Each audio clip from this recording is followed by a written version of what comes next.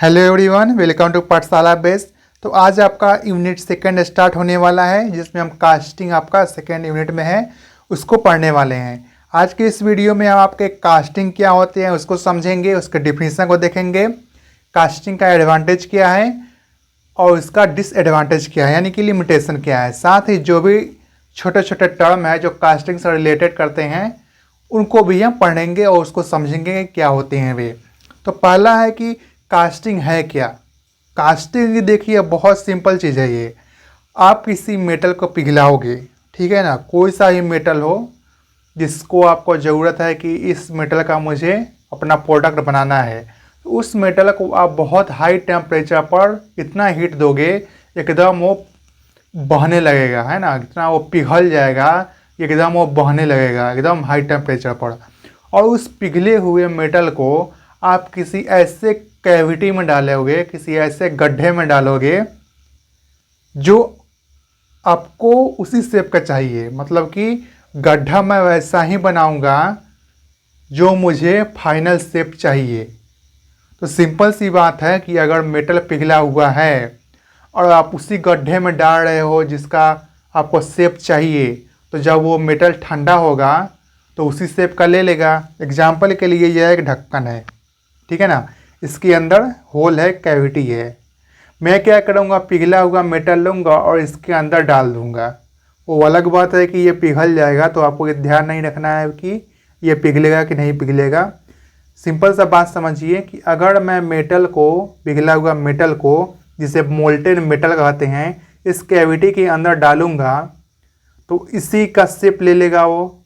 जब वो ठंडा होगा तो मैं इसको कटिंग करके उसको बाहर निकाल लूँगा, तो जो फाइनल प्रोडक्ट बनेगा वो इसी जो गड्ढा है अंदर का शेप उसी का होगा।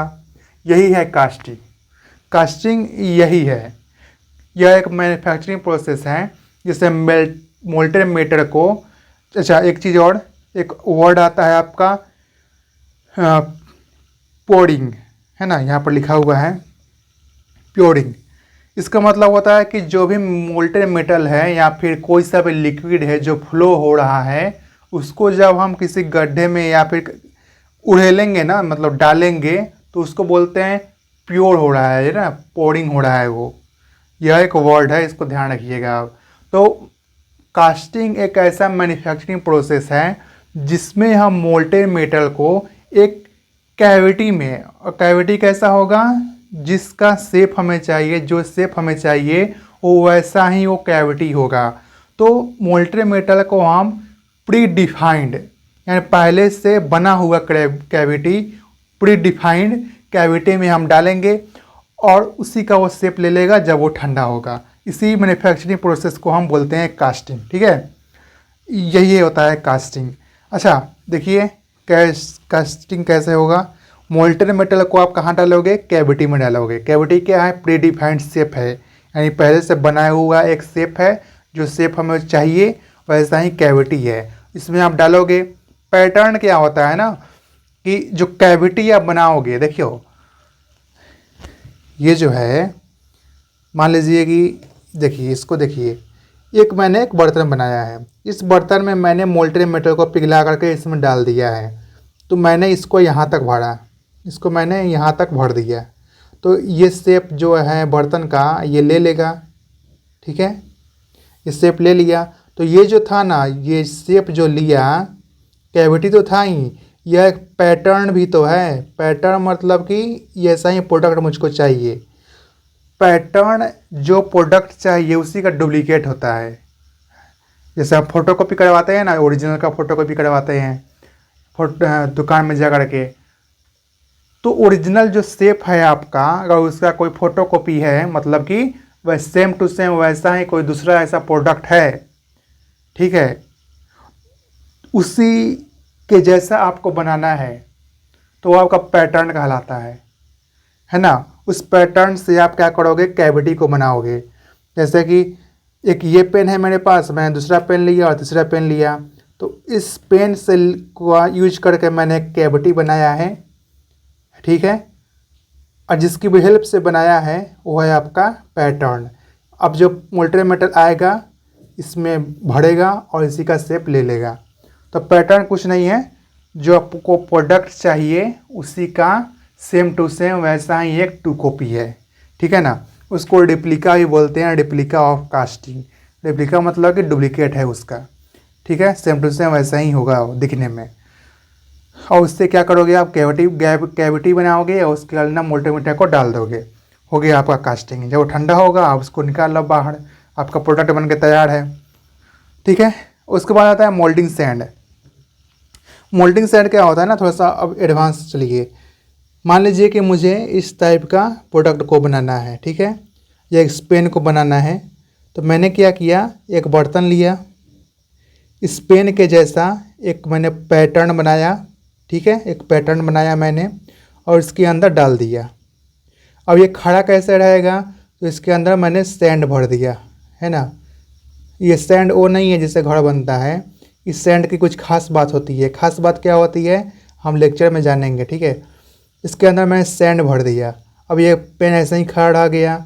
अब इसके अंदर होल है, अब मैं क्या करूँगा, ऐसे में डाल दिया मैंने सैंड को, ठीक है। अब मैं इस पेन को जब निकाल लूँगा बाहर तो इसी का अंदर का ऐसा ही शेप रहेगा ना। और इसके अंदर मैं मल्टीमीटर डालूँगा और इसी का शेप ले लेगा। तो ये क्या था, आपका पैटर्न था जो मैंने ऐसे रखा, वो पैटर्न था, ये सैंड था। जब मैं इसको बाहर निकाल लूँगा, अब कैविटी के अंदर डालूँगा तो इसी का शेप लोग ले लेगा, ठीक है। यही चीज़ होता है। तो मोल्डिंग सैंड क्या करता है, उसको पकड़ कर रखता है आसपास, ताकि हम पैटर्न इसमें डालकर भर लें और कैविटी बना लें। उसके बाद पैटर्न को निकाल देंगे बाहर और उसके अंदर मल्टीमीटर डाल देंगे। जब वो ठंडा होगा तो इसी का रूप ले लेगा। यही होता है आपका कास्टिंग। इसमें क्या होता है प्रोसेस, पहले आप मेटल को मेल्टिंग करोगे, पिघलाओगे उसको, फिर उसको प्योरिंग करोगे, ठीक है ना। प्योरिंग करने के बाद जब वो कैविटी के अंदर चला जाएगा, ठंडा हो जाएगा, ठंडा करने के बाद आप उसको निकाल लोगे, ठीक है। ये सिंपल सा प्रोसेस है। अच्छा, अब एडवांटेज क्या है इसका, कास्टिंग प्रोसेस का एडवांटेज क्या है। तो सबसे बड़ा एडवांटेज ये है कि आप इससे कॉम्प्लेक्स शेप बना सकते हो। देखो, आप मेटल को पिघला रहे हो, मैंने क्या कहा कि आपको बस एक पैटर्न चाहिए, ठीक है। पैटर्न चाहिए आपको, एक पैटर्न को आप अंदर डालोगे और कितना भी कॉम्प्लेक्स शेप क्यों ना हो, मेटल को पिघला कर ही तो डालना है ना। पिघला कर डालोगे, पिघला हुआ मेटल हर जगह फैल जाएगा। जब हर जगह फैल जाएगा तो कम डिजाइन आपका कितना भी कॉम्प्लेक्स क्यों ना हो वो बन के तैयार होकर निकल आएगा, ठीक है ना। वाइड साइड रेंज मतलब कि अगर प्रोडक्ट आपको छोटा भी बनाना है या बड़ा भी बनाना है साइज में, तो वो भी आप बना सकते हो, वही है वाइड साइड रेंज, ठीक है। उसके बाद है आपका मटेरियल वर्सटिलिटी, ठीक है। मटेरियल वर्सटिलिटी इसका मतलब है कि इसमें आप किसी भी तरह के मेटल को पिघला करके बना सकते हो। ऐसा ज़रूरी नहीं है कि स्टील को ही बनाए या एल्युमिनियम को ही बनाए, जो भी मेटल पिघल सकता है आप उससे बना सकते हो, ठीक है। लेकिन कुछ ऐसे मेटल्स भी होते हैं जिसको आप हीट करोगे, गर्म करोगे तो वो रिएक्शन होने का चांस रहता है, ठीक है ना। या जल्दी वो पिघल गया तो जल्दी वो फ्लो नहीं होगा, जब वो बहेगा ही नहीं तो कैविटी को भरेगा कैसे, तो वो भी एक चीज़ होता है। तो वो आता है आपका इसमें, उसका लिमिटेशन हो जाता है, वो मटेरियल लिमिटेशन में वो आएगा, ठीक है ना। कि मटेरियल को मैंने पिघला तो दिया लेकिन सही से वो बह ही नहीं पा रहा है, फ्लो ही नहीं हो पा रहा है। या कुछ ऐसे मटेरियल भी हैं जो हीट की वजह से रिएक्शन करना शुरू कर देते हैं, तो वो आपका मटेरियल लिमिटेशन में आएगा। लेकिन बहुत सारे ऐसे मटेरियल हैं, लगभग हर मेटल को आप पिघला सकते हो, वही है आपका मटेरियल वर्सटिलिटी, ठीक है। उसके बाद है आपका less material waste. Material waste नहीं होगा। वेस्ट कैसे नहीं होगा, क्योंकि आप इसको पिघला ही रहे हो ना। जब आप पिघला रहे हो तो मटेरियल वेस्ट होगा कैसे। अगर वेस्ट हो भी रहा है तो उसको आप पिघला दो, कैविटी में डाल दो, हो गया। तो इससे मटेरियल वेस्ट नहीं होता है। उसके बाद है आपका इकोनॉमिकल फॉर मास प्रोडक्शन। इससे मास प्रोडक्शन भी किया जा सकता है। पिछले वीडियो में मैंने आपको बताया था कि मास प्रोडक्शन का मतलब क्या होता है। उसके बाद है आपका यूनिफॉर्म स्ट्रक्चर। यूनिफॉर्म स्ट्रक्चर का मतलब है कि इसकी प्रॉपर्टी सेम रहने वाली है हर जगह। अब देखिए, कोई मटेरियल है, आप उसको पिघला दे रहे हो, जब आप उसको पिघला ही दोगे तो मटेरियल का जो प्रॉपर्टी एक जगह रहेगा, सेम प्रॉपर्टी तो दूसरी जगह भी रहेगा, ठीक है, क्योंकि वो तो पिघला हुआ है ना, सब मिक्स है वो। तो वही है कि यूनिफॉर्म स्ट्रक्चर देता है, यानी कि प्रॉपर्टी जो उसकी यूनिफॉर्म रहने वाली है, सेम रहने वाली है हर जगह। हॉलो कंपोनेंट, इससे हॉलो कंपोनेंट भी बनाया जा सकता है। जो हमारा पाइप होता है, पाइप, वो आपका कास्टिंग से ही बनकर निकलता है, यानी हॉलो पाइप भी आप बना सकते हो, हॉलो सेक्शन बना सकते हो, हॉलो कंपोनेंट बना सकते हो इस कास्टिंग की मदद से। ये होता है आपका एडवांटेज। डिसएडवांटेज में क्या है, मतलब कि इसकी लिमिटेशन क्या है, कास्टिंग डिफेक्ट, इसके अंदर डिफेक्ट भी आता है। जैसे मैंने कहा कि ये कोई मटेरियल है, आपने कास्टिंग से बनाया है, ये पिघला हुआ है, सॉलिड बना ये, और हो सकता है कि इसके अंदर जो है ना एयर चला गया हो। जब इसके अंदर एयर चला गया हो तो, और जब वो सॉलिड होगा तो हो सकता है एयर उसका बबल फूटे तो यहाँ पर गड्ढा हो जाए।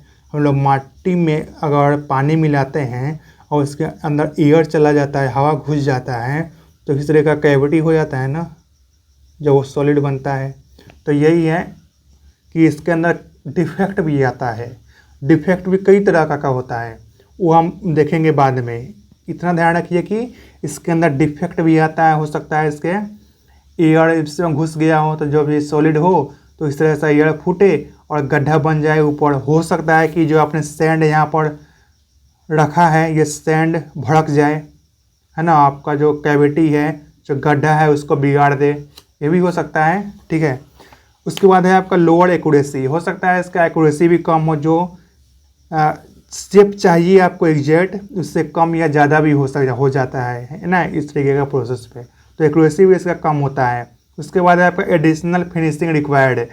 अच्छा, मैंने आपको कहा कि इसके तरफ चारों तरफ जो है सैंड है, अब बीच में कैविटी है, तो जो हो सकता है ना कि हो सकता है, क्या होता भी है कि जो आप प्रोडक्ट बाहर निकाल रहे हो, जो प्रोडक्ट आप बाहर निकाल रहे हो उसके आसपास जो है ना बालू के कण, सैंड के पार्टिकल्स चिपक गए होते हैं। तो अब इसमें आप फिनिशिंग करोगे, मशीनिंग करोगे, इस पर आप मटेरियल को रिमूव करोगे, तभी ये अच्छा सरफेस फिनिश होगा इसका, नहीं तो इस पर सैंड के पार्टिकल चिपके हुए होंगे। तो इस वही लिखा है यहाँ पर कि आपको एडिशनल फिनिशिंग इस पर चाहिए होता है। लोअर मैकेनिकल स्ट्रेंथ, कई तरीके का ऐसा जो प्रोडक्ट बनता है कास्टिंग से, उसका मैकेनिकल जो स्ट्रेंथ है, मजबूती है, वो कम देखने को मिलता है। हर केस में नहीं होता है, लेकिन ये भी एक डिसएडवांटेज में आ जाता है। टाइम कंज्यूमिंग प्रोसेस है। टाइम कंज्यूमिंग कैसे है, पहले आप इस तरीके का कैविटी बनाओगे, सैंड डालोगे, फिर मेटल को पिघलाओगे, फिर डालोगे, मतलब बहुत टाइम लेता है ये। यही है उसमें टाइम कंज्यूमिंग प्रोसेस है ये। हाई इनिशियल कॉस्ट, इसका इनिशियल कॉस्ट महंगा होता है ये, ठीक है ना। कूलिंग इशू, हो सकता है कि आप जो कास्टिंग बना रहे हो वो जल्दी ठंडा नहीं हो पा रहा है ना, तो कूलिंग इशू भी है। कोई ऐसा मटेरियल है जो जल्दी ठंडा ही नहीं हो पा रहा है मेटल, तो उसका भी एक डिसएडवांटेज हो जाता है। मटेरियल लिमिटेशन, जो मैंने आपको बताया था कि कुछ ऐसे मटेरियल भी हैं जो हीट देने पर रिएक्ट करना शुरू कर देते हैं, या फिर आपने पिघला तो दिया लेकिन वो जल्दी फ्लो ही नहीं हो रहा है। जल्दी फ्लो ही नहीं होगा तो कैविटी भरेगा कैसे, तो वही है मटेरियल लिमिटेशन। तो ये आपका एडवांटेज और डिसएडवांटेज इसका।